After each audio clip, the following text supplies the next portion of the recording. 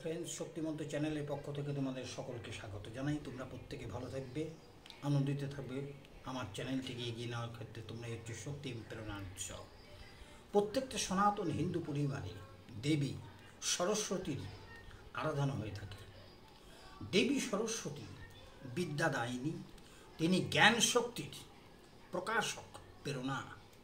সরস্বতী বিদ্যাবাদিনী, বাগদেবী।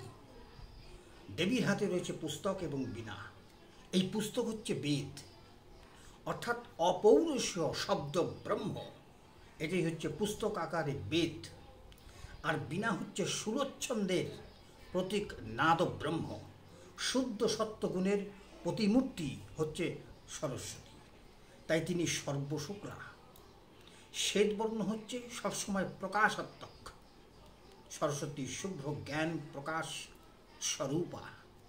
যারা জ্ঞানের সাধক উপাসক, তাদের হতে হবে মনে প্রাণে দেহে শুচিশুভ্র। আর হংস হচ্ছে একমুখী হয় গতি, অর্থাৎ অবাঞ্ছিত অপ্রাসঙ্গিক বস্তু ত্যাগ করতে করতে ব্রহ্ম সমাধিতে যাওয়ার জন্য সাধককে এগোতে হবে হাঁসের মতন, অর্থাৎ বাজ বিচার করতে করতে আছে। এই পর্যন্তই। সকলেই ভালো থাকবে, সুস্থ থাকবে।